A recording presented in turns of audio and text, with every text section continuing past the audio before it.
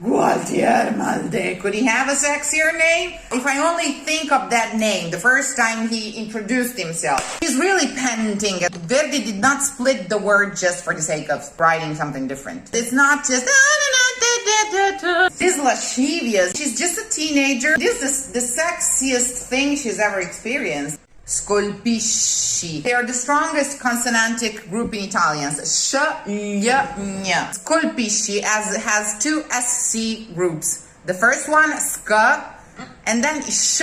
Scolpisci. Graphically, it's two SCs that you see. Sk, sh. Scolpisci.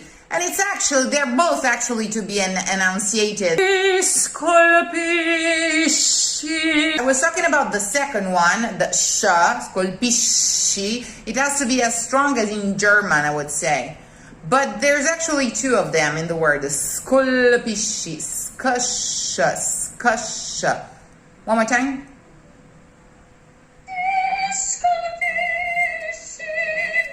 This one sounded Italian. It's a big difference. I want to make sure that I sound Italian. It's not important that you sound like a native because modern Italian and operatic Italian are as far apart as Latin and modern Italian. But it's important to the end of correct phrasing. Because it's sculpted. That way is sculpted. Scolpisci means you sculpt yourself in my heart.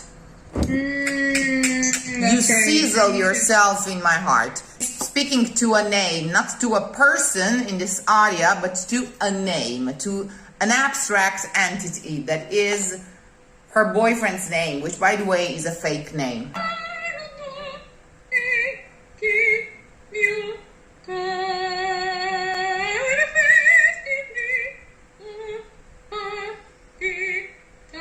Important rule: when a word is split, like in this case, you never end the syllable with the consonant because it's unnatural.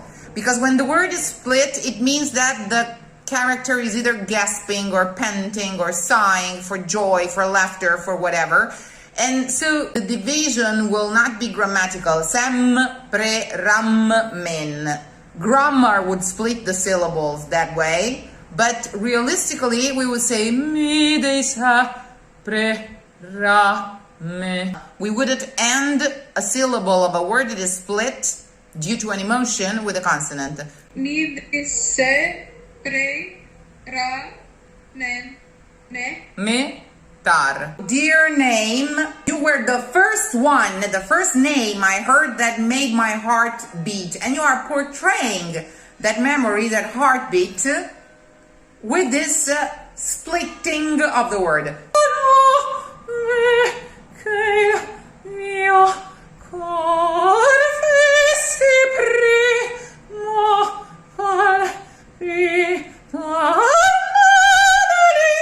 Okay, it's an acting technique that is putting into music in there. It's as sexy as can be for a teenager who's been locked in her whole life and a virgin. Which means very sexy, not less sexy, but more sexy, because whatever is new to something, to someone who's never experienced it is, amplified so much that even a name will turn you on.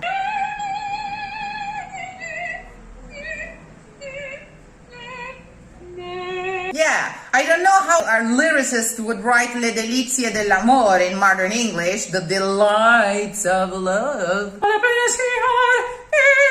And col pensiero il mio desiro a te sempre volerà. It has a vocal technique undertone because Verdi and every composer actually, especially in cavatinas, such as this is the first aria, the introducing aria of a character, it is a warm-up aria for the character. So they will always mention the pensier, the thought, whenever they need a head voice and to warm up the high notes. And they will always mention the cor, the heart, the chest voice, whenever they need to go warm up the lower registers. There is some double entendre on the meaning of this.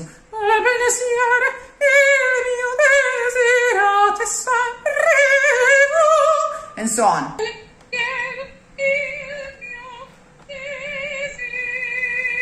Watch out for the mio.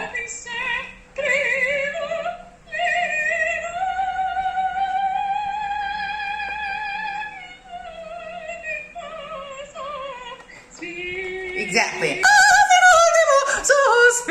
But Verdi wrote it differently. And in fact, if you analyze the text, if you analyze the lyrics you're singing, the very verse you're singing, fin l'ultimo sospir, caro nome tuo sarà, that's a hint of vocal technique as well. Caro nome, your name, but name in Italian also means noun, okay? Like noun, like in grammar. My very last drop of breath, fin l'ultimo sospir, will be yours, will be for you. So Verdi is telling you, give to the word your very last breath, your very last drop of breath, and take the line wherever I am taking it with the slur. Because that way, the breath you're taking afterwards will mean much more, the interpretation will be easier and more consequential. Whenever he's preventing you from breathing, he has a point.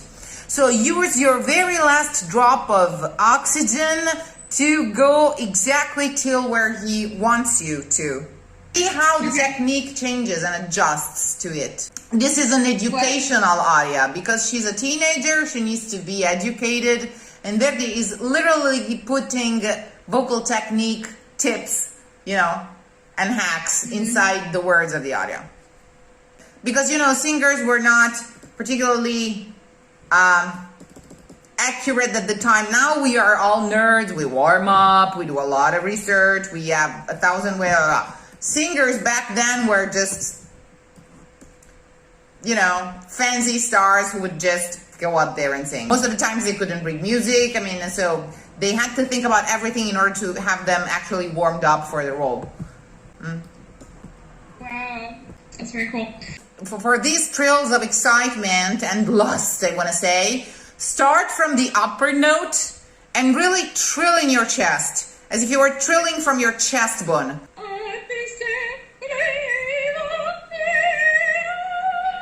Better. The natural diminuendo that you would do as if you were playing it on a string instrument.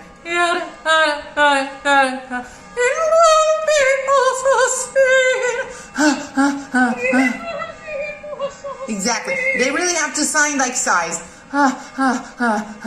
Give a lot more bounce to the thing.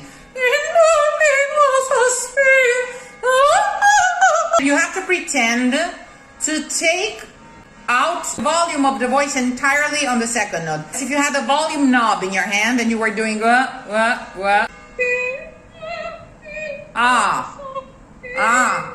it becomes so much easier and bouncy and gives us the idea that we are reaching a climax somehow.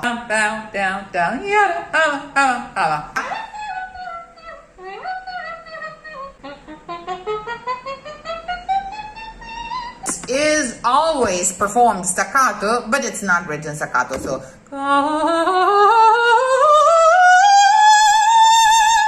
okay, it's So that's written staccato, but it's not performed staccato. It's not written staccato. Is it a ricordi edition? Ricordi?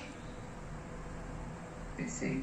Because sometimes they will start changing the composer's writing out of the way the singers will sing it. But in my ricordi, which should be the revised edition,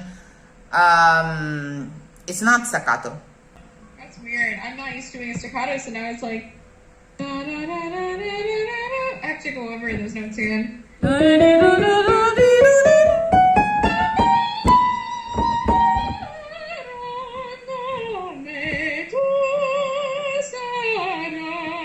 Exactly.